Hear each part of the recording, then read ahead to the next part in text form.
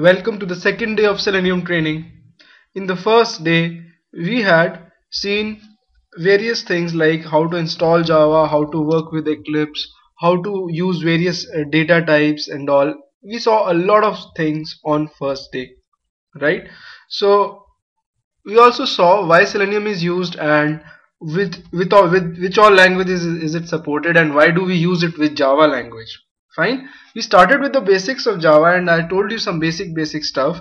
Now we'll move forward to some of the advanced topics, okay, like loops, arrays, functions and all.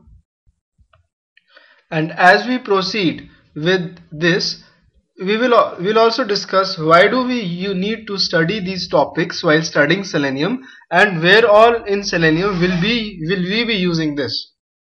Okay, so let's go to Eclipse, and in my Eclipse I'll create a new project called module 2. Okay, click on new project and click next, module 2, and finish. So this will create a new project called module 2. Inside it again I have a source folder. Okay, inside the source folder I can create as many Java files as I want to create. Okay, so I write over here, right click, new class, and I name my class as concatenation operator. Okay, now I'll tell you about concatenation now. What is concatenation in Java?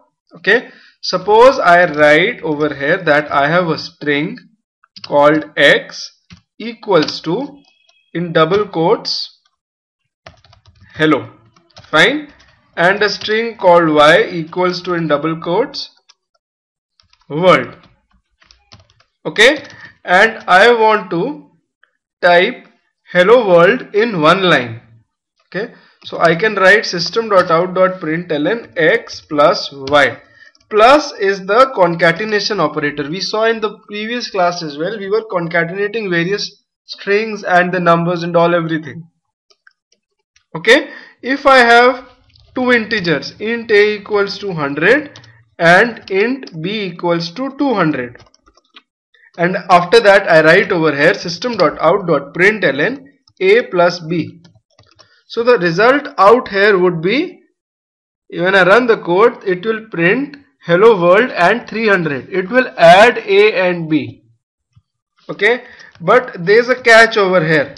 Okay, if you write system.out.println a plus b plus x plus y, okay, and you write system.out.println x plus y plus a plus b, okay, and you run the code, you look at the last two lines of output, they are pretty different. They would not be up to your expectations. The first line over here, a plus b, will add a, then concatenate it with x, then concatenate it with y. So this prints 300 hello world over here. Okay, but the next line, the execution starts from the left side, x and y are concatenated, and then it is concatenated with the value of a, that is 100, and then it is concatenated with the value of b, that is 200.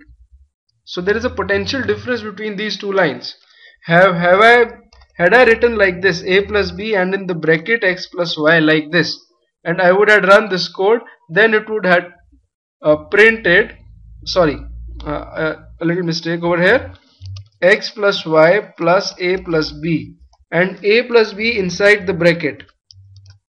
And if I would have executed this, it would have printed hello world 300. Now I have to give it in brackets. Okay, so you can get an error while working on Selenium, and you might get confused when you are trying to print something, your test data or whatever it is, right? So you have to be very careful while using the concatenation operator. Okay, it never adds up directly, okay, especially with strings, right? So now we will move further and we will look at loops. Till now whatever I am teaching you is present in almost all the programming languages. Okay, the real Java will actually start from the module 3, that is when I cover object oriented programming concepts. Alright, so now let's move further and move to loops. I'll take up the example of while loop.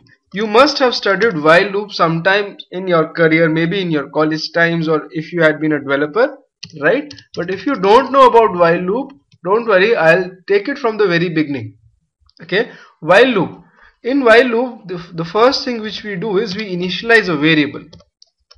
This step is known as initialization.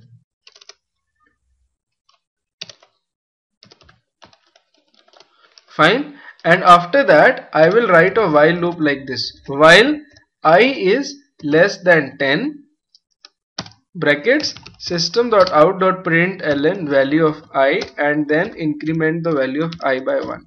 Now what does this condition means? This condition tells you that till the time the value of I is less than 10, keep on running the while loop, keep on printing the value of I, and increment it by the value of by 1.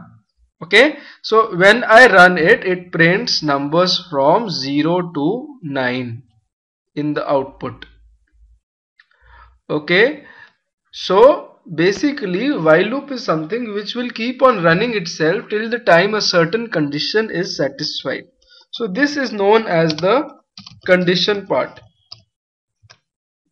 and this is known as the incrementation or decrementation part,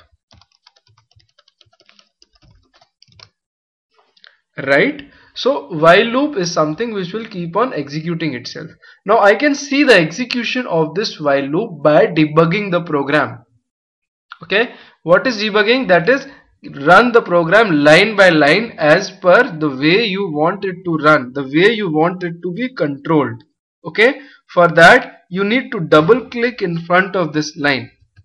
When you double click, you get a small dot. This is known as a breakpoint. A breakpoint in your process, right? Now in order to debug this program, you need to move over to debug perspective in Eclipse, right? You click on this icon on the top, open perspective, and select other. If you don't have debug visible over here, click on other and you will see the debug perspective out here. Okay, you click on OK and your Eclipse window will look like this now. On the top I have a variables tab and a breakpoints tab. In the breakpoints tab, it is telling me I have put a breakpoint on line number 9 on my while loops.java. In the variable tab, the variable tab is currently blank. Now if I have to run this program in debug view and see the execution of this program line by line, then I need to click on this small icon. Okay, this bug icon on the small bug icon, and you click on it and the program execution stops over here. You see the line is green in color out here, right? That means the program execution has stopped. If I press F6, it will execute that line, and you see on the top in the variable section the value of I right now is 0. Okay, when I press F6 again, this goes inside the while loop. F6 again, see, it prints the value of I in console. Now again when I press F6, it will increment the value of I by 1.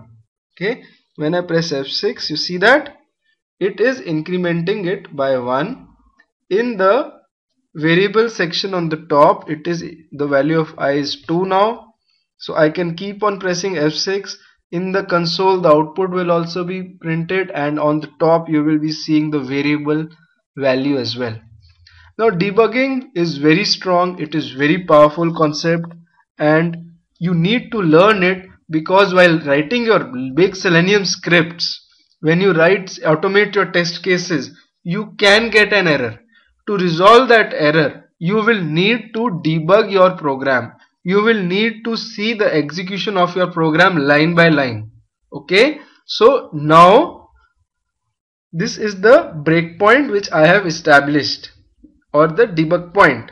Okay, I will again run it and the control stops over here. When I press F6, it runs line by line. Right, Now suppose I don't want to run it line by line. I want it to run normally, just like a normal Java program. So for that you press F8. If I press F8, it will just run normally and terminate. Okay, so this is very powerful. I have taken it on a very small example. Okay, you can actually, when you make big scripts using Selenium, you will actually come to know where exactly the practical usage is. Fine, I will move back to the old perspective, that is the Java perspective. When I click on this, we will get the old window, right? So this is a simple while loop. Instead of writing I equals to I plus 1, I can also write I plus plus. This means post increment operator. That means the value of I has to be incremented by 1. That means increment the value of I by 1. It is one of the same thing. There is a little difference. We'll look at the difference in some time. Fine.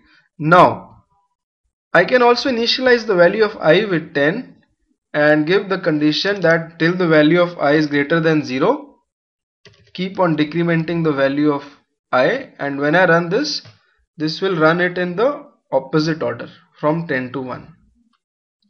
Okay, so now let us look at another loop, which is a for loop. Before looking at it, I'll tell you the disadvantage of while loop. The disadvantage of while loop is that suppose if I don't give this condition, then my loop is stuck in an infinite. Then I am stuck in an infinite loop. Okay, if I run the while loop now, it will keep on printing 10 infinitely. I have to forcibly stop this program with the help of this terminate button. So this is a disadvantage of while loop, that you can be stuck in an infinite loop. Alright, so now if you look at your default package and you make a new class and you name that class as for loop, for loop will overcome this disadvantage of while loop. Right, you can write over here a for loop like this: for int I equals to 0 semicolon I less than say 10 semicolon I plus plus. So out here I am giving the initialization separated with the semicolon, the condition separated with the semicolon, the incrementation or the decrementation operator. Okay, so now I am forced to give everything in one line. So now there is no chance of getting stuck in an infinite loop. I can write system.out.println I, and when I run this, it prints numbers from 1 to 9. The basic motive for both the loops is same, but the syntax is different. For loop is more famous than a while loop. Okay, for example, I have to write a for loop to find sum of first 100 numbers. Okay, I can simply say that int sum is 0. I can assume that sum is 0 in the beginning.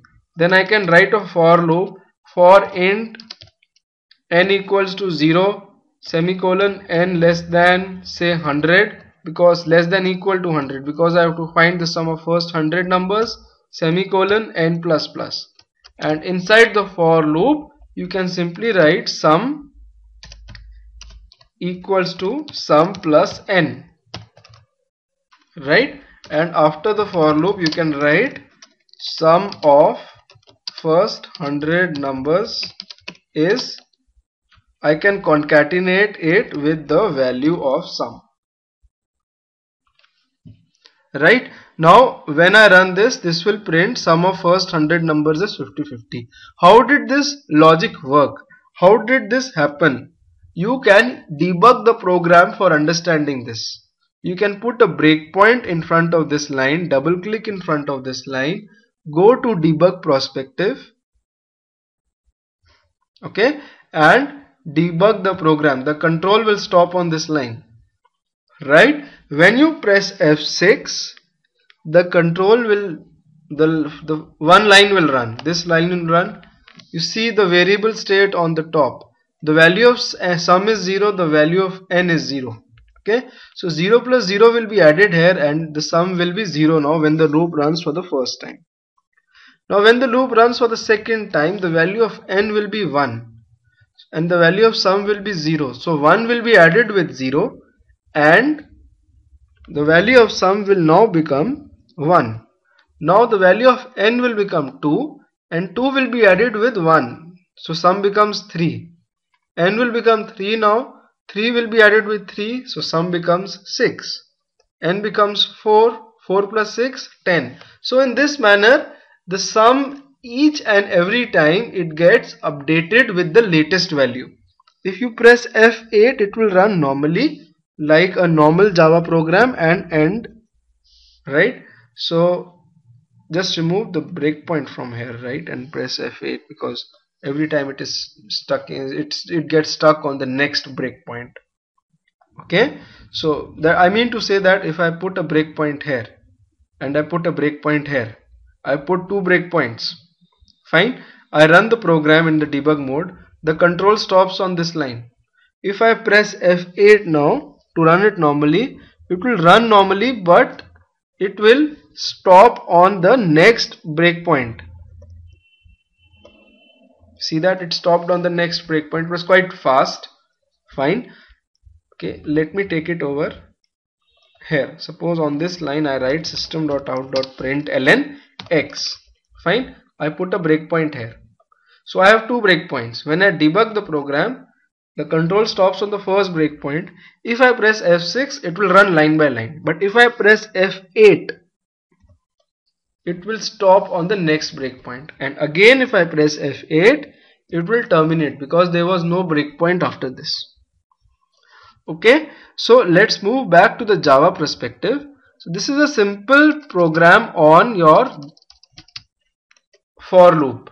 Okay, that is a for loop to find sum of 100 numbers, a for loop to print first 10 numbers, right? Now I have given lot of exercises when you log in into your account. Okay, let me log in.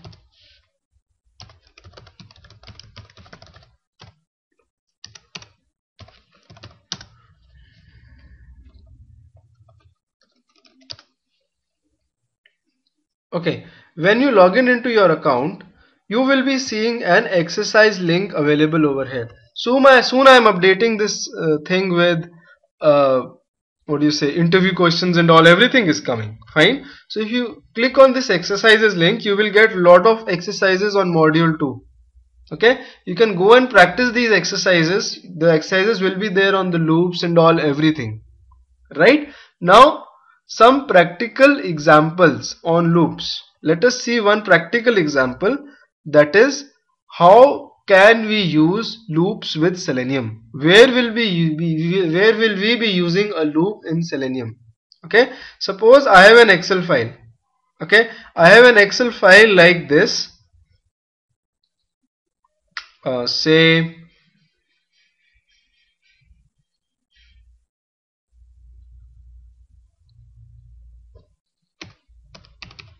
alright, let me create an Excel file. Okay, I have an Excel file called testdata.xlsx. Okay, and inside this I keep my test data like username for the site and password for the site and the say some other data like your email ID, okay, your zip code and all, everything.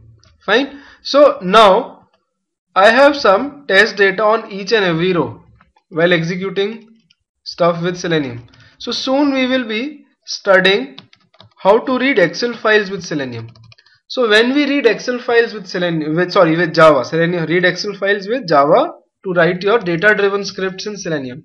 So while writing the data driven scripts, we will actually be using a for loop to iterate through each and every row number and column number. So using a for loop, you will be iterating through the Excel sheet. So this is one of the major usage of a for loop in Selenium while learning it with Java, right? Some of you might be again finding this stuff simple, so have patience just for some days, because there are people who don't have knowledge on Selenium, who don't have knowledge on Java, for them it will be very beneficial, right? So we will be moving over to very advanced topics very soon. Okay, the basics are very important. Practice from your side. Until or unless you don't practice, you are not going to reach anywhere. There is no meaning of watching these videos, purchasing these videos, or going for the training until or unless you are not practicing it yourself. Okay, listening to the videos will actually look very simple to you. Watching me code will look very simple to you, but until or unless you don't do it, that's not gonna help you. That's not gonna help you to crack an interview. Fine. Okay, let's not waste time, right? And another example of for loop can be like you want to repeat a test case with different sets of data, so you use a for loop over there. Okay, we will come over to it. And we'll see what all we can do with a for loop and a while loop. Okay, so just go and do those exercises and come back to me with your doubts in the exercises. Okay. Now going ahead, we look at what arrays are. Okay, what is the practical advantage of arrays? Okay, how arrays are used, what are arrays, and can arrays be used practically with Selenium? Fine. So I will make a class called arrays with the main function. Now what is an array? Okay, suppose again I am having lot of data with me when working with Selenium. Okay, I have a username, password, email, and zip code. Okay, so I make a variable called string username equals to something, string password. I would request you to please keep your microphones on mute. Fine. So I have a string password YYYY over here, string, say another parameter like email and zip code. Fine. Email is something @gmail.com. Okay, and I have a zip code. Now sometimes you will have lot of data. This is just a little bit of data, right? Now this will be very confusing, because you suppose you have got 100 fields on your web page and you need to put the values using Selenium in those 100 text boxes. Okay, so what exactly will you do? You cannot declare 100 different variables, right? So out there you will be using arrays. What is an array? Okay, array is like it's basically a memory location in which you can store multiple values. Okay, for example, an array will look like this. It will have sections inside it. Each and every section can store something. Okay, and each and every section has got an index 0, 1, 2, 3. It is similar to the way like every house has a house number. Okay, these are houses, and every house has a house number like house number 0, house number 1, 2, 3, and all everything. And you recognize a house number by its you recognize a house by its house number. Okay, now I can make an array. I can make a string array like this. String array name or a square bracket equals to new string, a square bracket, and inside this you have to specify the size. I say the size is 5. That means this array has got 5 houses inside it. The first house will have the index 0, the second will have index 1, the third has index 2, 3, and the last one, the fifth house, has an index 4, because the indexes are starting from the 0, right? So you will have to write str 0, this is the first house, is equals to say the username. So I am putting multiple values inside one variable, that is inside one array, str0, 1, 2, 3 and 4. Okay, suppose you have a test data called city as well, city as say London. Fine, so I can put my username, password, email address, a zip code and city name inside the array. Okay, later on when we study something advanced, we will actually read the data from the XLS file and we will put it inside the array. Okay, we'll read the data from the Excel file and we'll put it inside the array. Now there is a drawback of array. The drawback of array is that if the array is of the type string, you have to give the maximum capacity. If the array is of the type integer, out here as well you can only give 4, or you have to give a number. That means the number of integers this integer array can hold. A string array cannot hold integers, an integer array cannot hold strings, a character array similarly. If I declare a character array like this, a character array cannot hold characters. A character array cannot hold integers, it cannot hold strings. Okay, so an array is for a particular data type. Okay, you cannot store cross data types. There is a solution for that, I will tell you in some time, but one of the major drawbacks is the size of the array. Sometimes you don't know the amount of data which you will be reading using Selenium. Okay, suppose for example, giving you a practical example is that suppose you search for say you go to cathaypacificairlines.com, you go to airline website and you search for flights between two different stations. You want to fly from say New Delhi to London, right? And you want to select the flights between different locations. You want to see the flight between different locations. Okay, now suppose the system gives you 100 flights and you want to put the prices of all the 100 flights into an array using Selenium. Okay, so basically Selenium should be reading the cost of the flights from the application and it should be putting the costs of the flights which are coming into the array. Now you don't know how many flights will come. Suppose in the first search you get 100. I search it tomorrow, I get 50. Day after tomorrow I get 150. So you cannot just create a redimensional array, like an array which can keep on redimensioning itself, right? So at that point of time we are stuck with array.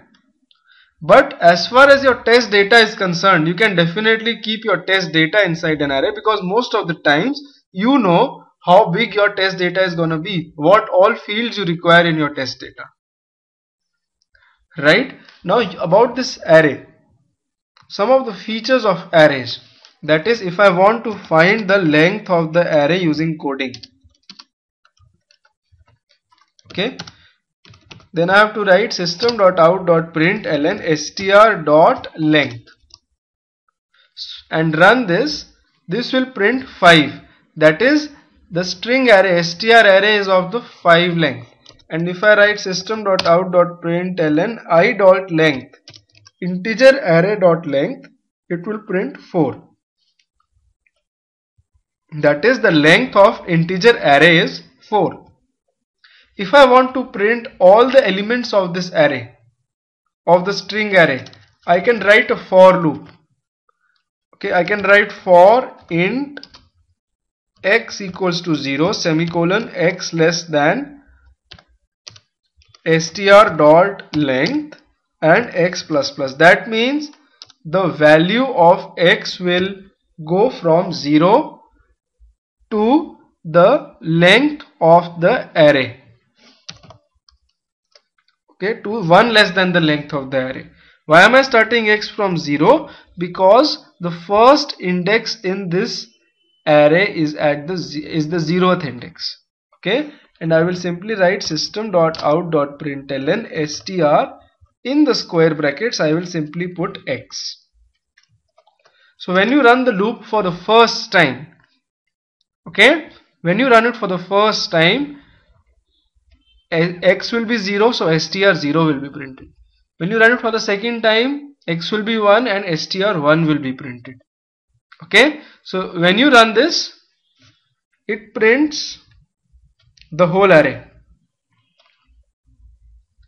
right? Similarly, talking about this integer array, I can give numbers in this. I can write i0 is equal to 300, i1 equals to some number, and i2 equals to some number, i3 is again some number, right? So 0, 1, 2, 3, these are few indexes inside the index array, inside the integer array, right? And I can also write a for loop to print this integer array.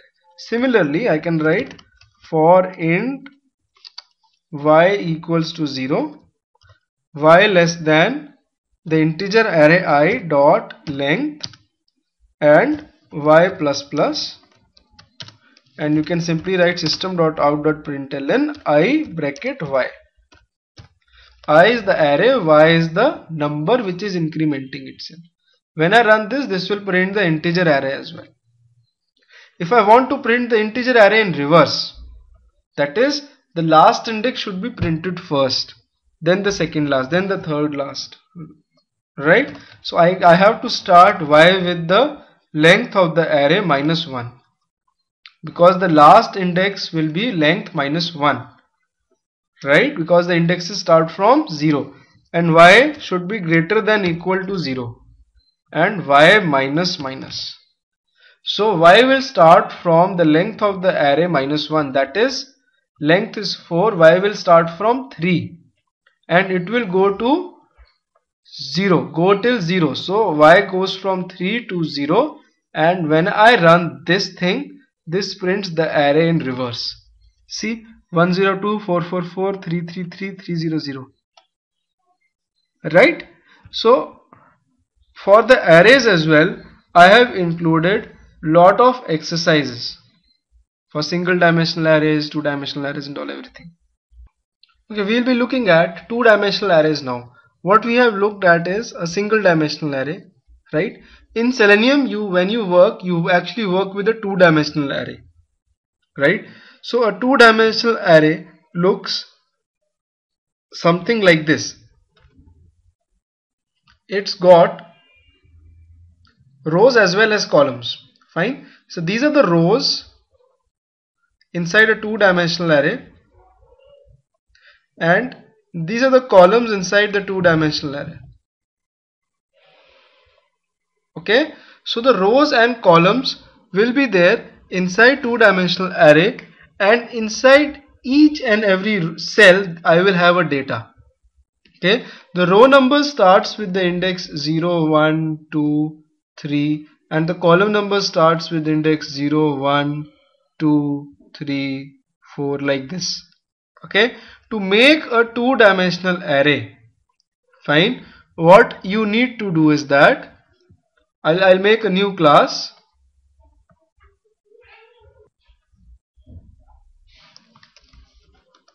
two dimensional arrays. Now I'll make a two dimensional array like string x equals to new string say 3,3 or 3,4. So what does this represent? This represents that this is a two-dimensional array with 3 rows and 4 columns. Alright, so out here these are the rows and these are the columns. I'll just note it down for you so that when you download the code you don't have any difficulty in understanding it. So these are the number of rows and then come the number of columns. Okay, so in my two-dimensional array I have got 3 rows and 4 columns. I will initialize the values inside my two-dimensional array. I will write x. First I will initialize my first row. Right? I will keep on initializing one row at a time for this two-dimensional array. So the row number 1 has the 0th index. Right? Suppose this is the row I want to initialize. So this is 0, 0, 0th index, 0th column. This will be first row, second column. This will be second row, first column. This index will be 0th row, 4th column. So I will have to initialize like this: 0th index, first column equals to A. Right? I put the letter A inside it. Since I have got 4 columns, 0th row, 0th index is A, 0th row, first index is something different. So what I have done is that I have created a two-dimensional array. In the first row of that two-dimensional array, right, having 3 rows and 4 columns,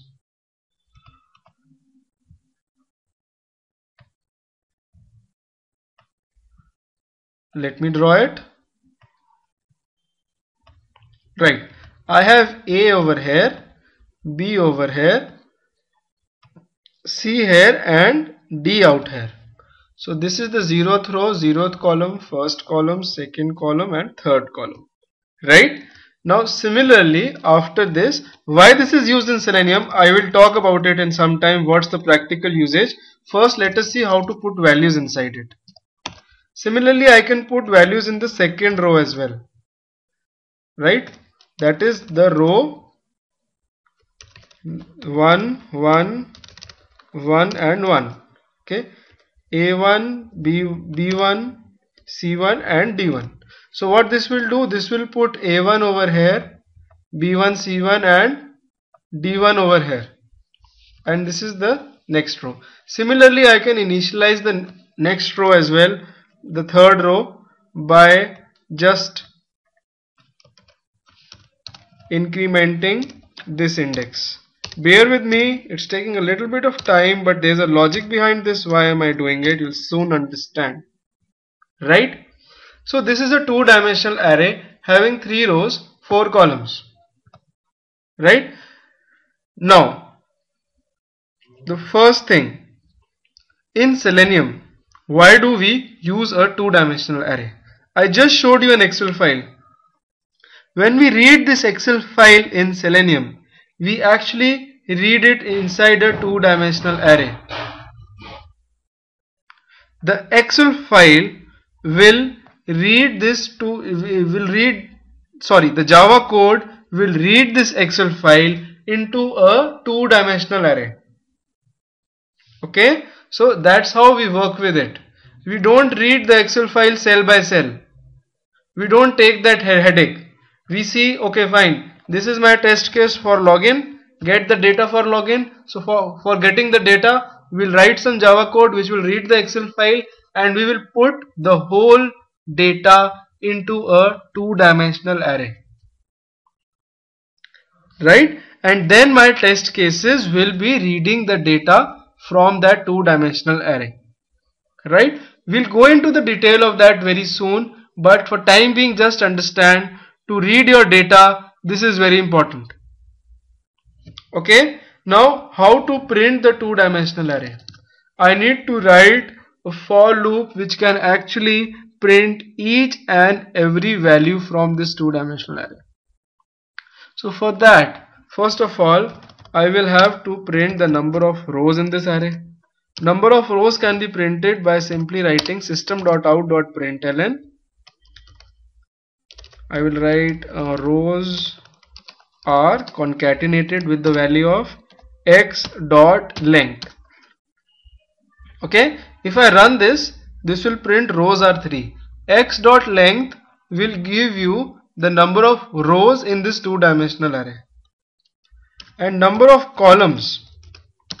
Then you have to write system.out.println columns are x0 dot length.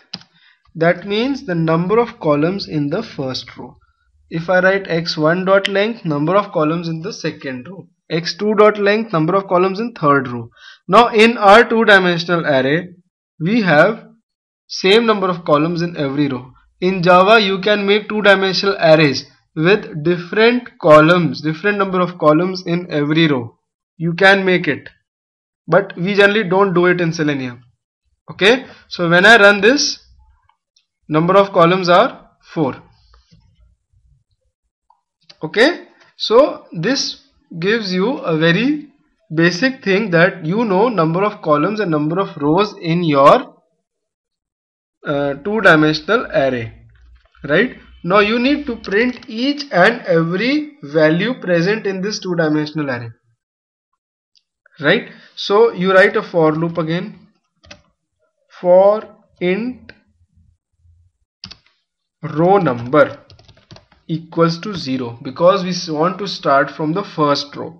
Semicolon, row number less than the total number of rows, semicolon, row number plus plus. Right, so this for loop, what it will do, when it runs for the first time, it will go for the first row, then it will go for the second row, then it will go for the third row. Right, so inside this for loop, I will have to write one more for loop for iterating the columns. So I will write like this: for column number is equal to 0, semicolon, column number should be less than, int column number should be less than x, that is the array name, row num, or simply, let's make it simple. I will take an integer over here. Int number of rows are equal to x dot length, and we know that in our two-dimensional array we have equal number of columns for all the columns. So number of columns are x0 dot length. Okay, so row number is less than total number of rows, and column number is less than total number of columns. Right, this will make it simple. Column number plus plus. Right, so now I will print system.out.println x brackets row num column number. Okay, when you run this will print your complete two-dimensional array.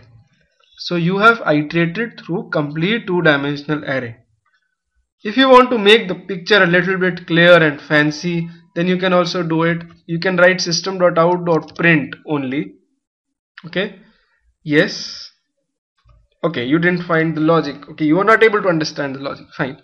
Okay, so when the outer for loop it runs for the first time, right, when the row number is equal to 0, right, inner for loop will run for 3 times.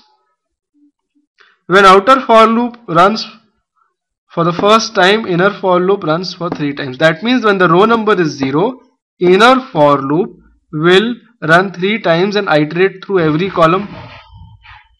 Right? So for each row, I am able to iterate to each and every column. That's how it is running. When row number is 0, the column number becomes 0, 1 and 2. When row number is 1, the column number becomes 0, 1 and 2 again. So this is how this loop works. So I will write over here system.out.print, along with that concatenated this sign, okay, and in the end over here I will write system.out.println, that is print, move the cursor to a new line. This will not move the cursor to a new line because I have just written system.out.print. I discussed this in module 1. Print will not make the cursor move to next line. When I run this, it prints the two-dimensional array in a very smart way, right? In a way which is very which looks very good to the eyes, right? Right.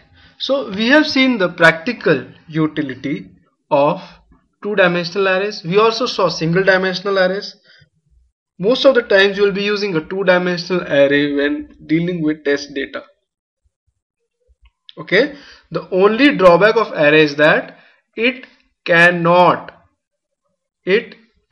be determined in the beginning that what length of array should be there. Like I gave you the example of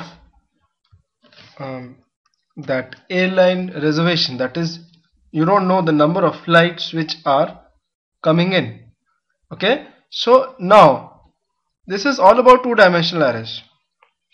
Okay, one more thing which is left about two-dimensional arrays is that for in a string array, if I want to put an integer, I cannot put it. If I make an integer array and I want to put a string inside it, I cannot do that. So I need an array in which I can put multiple type of data, right? Because in my test data I can have a zip code which is numeric. In my test data I can have something like a string. So I will have a different kind of test data. So in order to cater to that, we make something known as an object array. If I make an object array like this, what is an object? Object is an inbuilt class inside Java. I will talk about this class in detail as we move on with the course. Okay, when we go on to the later modules, you will come to know what object class is. But the advantage of this class is that it can store different data types. The advantage of the array of this class is that it can store different data types. That is, in AR0 I can store a string.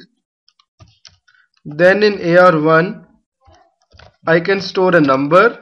In AR2 I can store another string. In AR3 I can store a boolean value. In AR4 I can store a decimal number, that is a double, right? So you can do any type of storage. You can store anything inside an object array. Okay, so this is about arrays. Single dimensional, two dimensional, a little drawback about arrays, how arrays are used in Selenium, and what are object arrays. You can store the multiple data types. And while working with Selenium, we actually use the object arrays. Now let us move forward. Let us move forward and look at what functions are. I'll make a new class and call it functions basics. Functions are very important. Okay, and function, I can say that it's an independent small unit of execution. Okay, the words, they look very heavy, right? Independent small unit of execution, but practically I'll tell you what a function is. The main is a function out here. This is the starting bracket of the main function. This is the ending bracket. This is the scope of main function. All the code has to come inside the main function. Similarly, I can make my own function called public static void test me. So this is my own function. What is public, what is static, what is void, this will be clear to you as you proceed with the course. Okay, after some 4 to 5 modules, it will be very clear to you what public is, what static is, what void is. Test me is the name of the function. If I write inside my main function system.out.println in main, and in test me I write system.out.println in test me, okay, and I run the program, it will only print in main. It will not print in test me.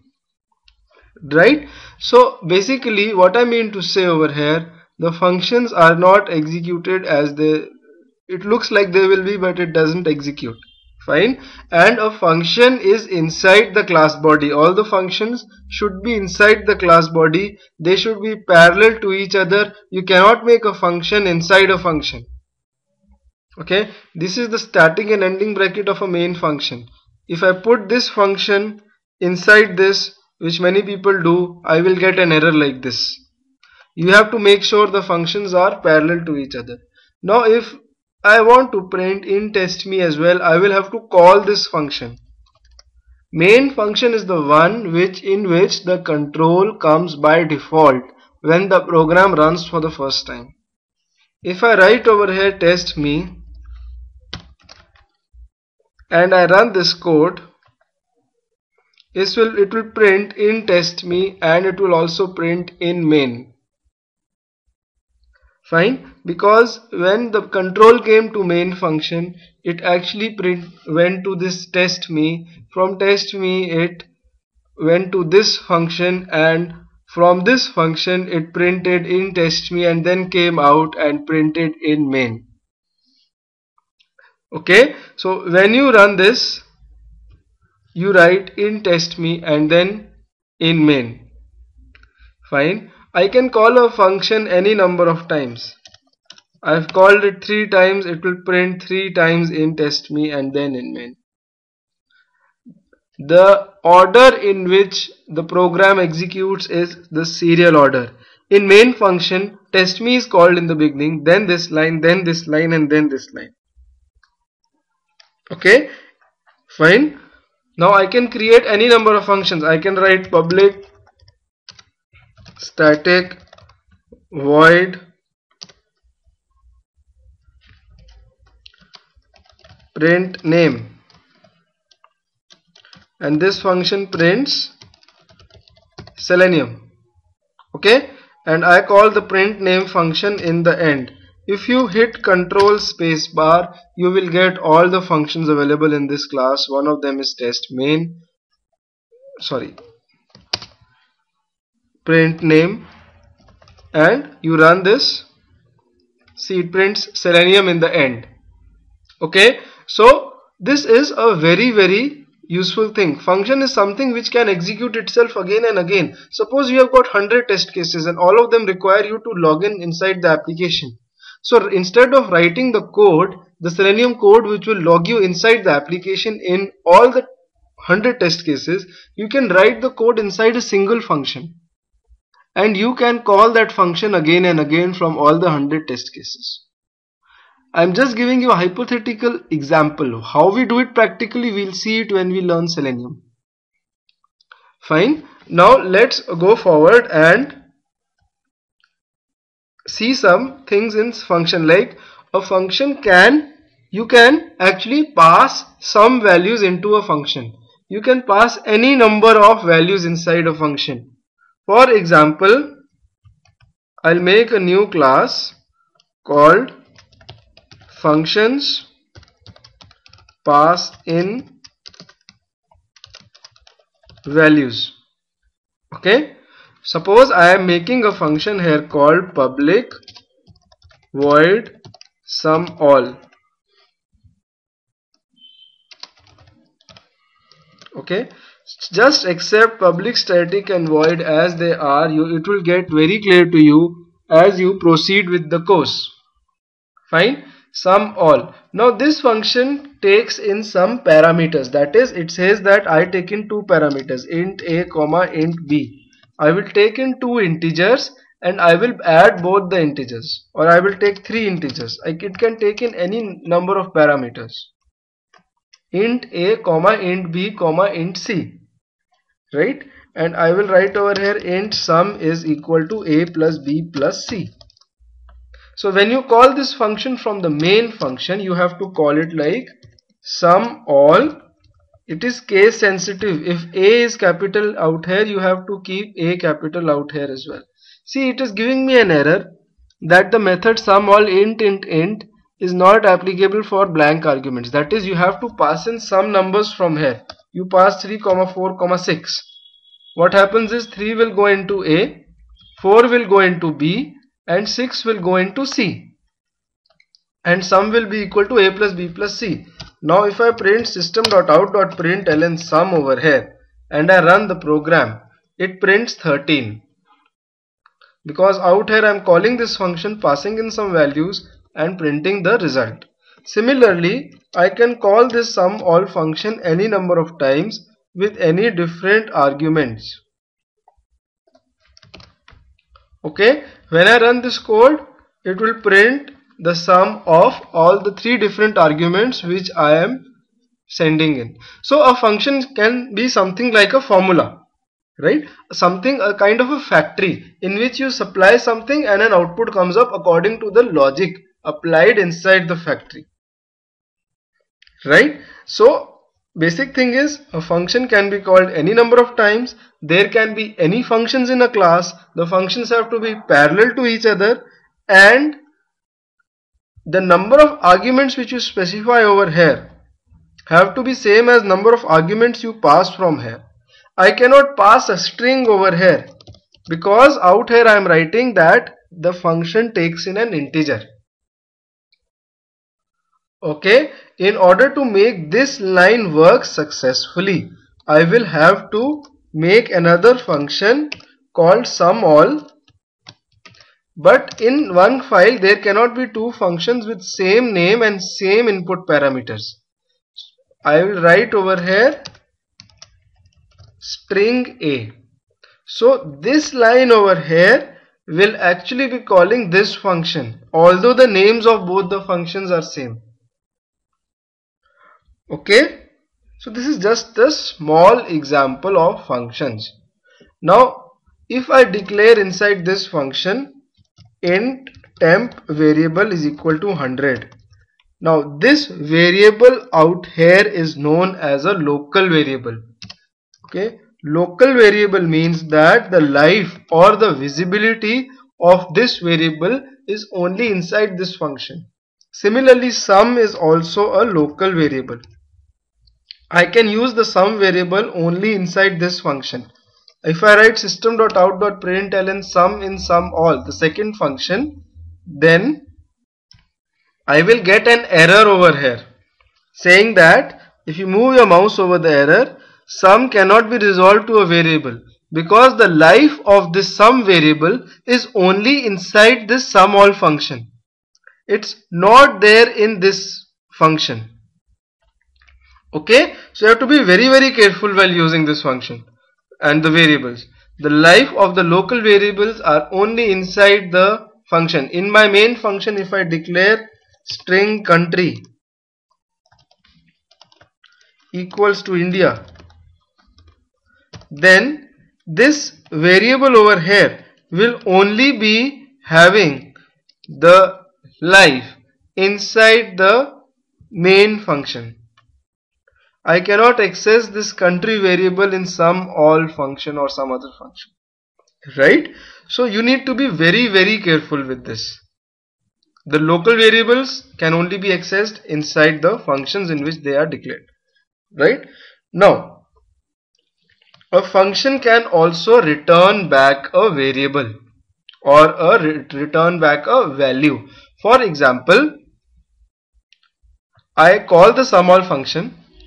Whatever the result is, I want to check whether that result is greater than 100 or not. Okay, and if it is greater than 100, I want to print result is greater than 100. If it is less than 100, I want to print result is less than 100. Right? So out here you see the void written in the beginning of the function. This void is the return type. Void is the return type. A function can accept any number of arguments, but a function can just return one value. If the function wants to return a value, for example, I want the sum to be accessed inside the main function. When I call this function, I want that the function should send me back the sum of the three variables so that I can check whether the sum is greater than 100 or not. Right? So in that case, I will change the void return type. Void means it is nothing. Void to int. That means this function will now return an integer, and out here I will have to, it's mandatory for me to write a return statement, that is return sum. If I don't write this, I will get an error stating the method must return a result of type int. Right? So return the sum back to this place, and out here I can catch it in another integer called sum. Now this sum and this sum are different. Okay, let me not confuse you. I'll take the integer as s. So the value of this sum will go inside the variable s. Fine. And out here I can check whether if s is greater than 100, then you can print greater than 100, else you can print less than 100. Okay, rest two of them I will just keep it like this. I will not catch the return value. It is not mandatory to catch the return value in the integer, but it is mandatory that if you are putting a return type, then you have to specify a return statement. Okay, when I run this, this prints that sum s is less than 100, and along with it I will also print the value of sum, that is value of s. Okay, now when you run this, this will print less than 113, the value of the sum which is returned. Okay, similarly you can make any type of function. For example, in the first module when I taught you a for loop, I taught you that you can write a for loop to calculate sum of first 100 numbers. Right? Similarly, I can write a simple function. Okay, a function like public static void find sum, and this will accept a number int n. Whatever number you pass into n, that is if I pass 100 to n or 200, it will find the sum of numbers from 1 till that number and return me back. So it should return me back, so the return type should be integer. Okay, so I will write over here int, okay, int n, int, I will declare that sum is 0 in the beginning, and write a for loop for int x equals to 0 semicolon s x less than the number n, x less than equal to the number n which has been passed in, and x plus plus. Okay, and inside it you will write sum equals to sum plus x. Out there when we did the for loop, we hard coded 100 here, but out here we will write n, and then I will write return sum. Okay, now I can call this function from my main function. I can write find sum of first 100 numbers. Okay, rather I can directly put the value in the variable int x like this. Okay, then int x find sum of first 200 numbers, so I can print the sum, that is sum of 100 is plus the value of x and sum of 200 is plus the value of x again. So out here x will hold the sum of first 100 numbers, then 200. So first 100 is passed into find sum, so n will have 100, and this logic will find the sum of first 100 numbers and print it. Then second time n will have 200, and this logic will find the sum of first 200 numbers and print it. When you run this, you find that sum of first 100 number is 50-50, and sum of first 100 number is, first 200 numbers is 201-200. So this is a very logical thing and a very interesting thing. It's like a factory. You send something inside it and you get something out of it. Okay, right? Now for example, I'll make one more class called, suppose, utility functions. I'll take up functions in little detail. They are very important as far as Selenium is concerned. I will make a function.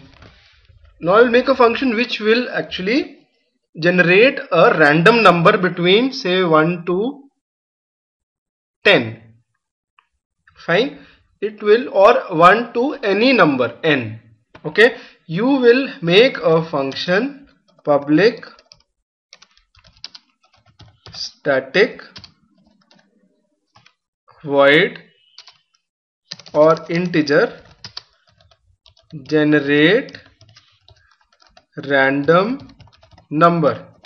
You will pass on the number to it, int n. Fine. And it will return you back a random number between 0 to that number. Any random number between 0 to that number. Okay. So this can be done, or let's make it a little bit simpler for you guys. Because if I do this, it will be a little bit complex. Okay, you pass in a number n between 1 to 100. N should only vary between 1 to 100.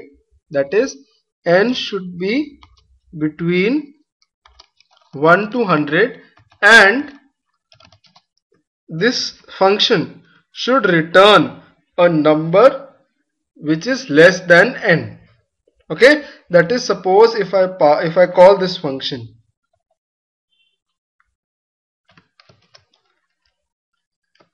generate a random number, and I write over here 77. So this function should return you back 77. Sorry, return you back a number less than 77. Okay. If I write 33, it should return you a number less than 33, any random number. Okay. So for doing that, you first need to understand the concept of math.random class. If I write system.out.println math.random, now this is a math class and random is a function inside it. This is an inbuilt class and an inbuilt function. If I run this program, this will print a random decimal number. Every time I run this program, this will print, the math.random function will return you a random decimal number. Okay, so we're gonna take advantage of this, right? If I'll just code in main method, later on I'll move to generate random. If I take this into double, random function returns you a double, which is a decimal number, which is a random one. Okay, I multiply the random number by 10 and return it and put the value in D, and I print the value of D. Then every time it will print a decimal number greater than 1, because math.random will return you a decimal number between 0, greater than 0 and less than 1. It will not return you a decimal number greater than 1. In order to make it greater than 1, you need to multiply it by 10. Now if I run this program, this will always print a number, a decimal number between 0 and 10.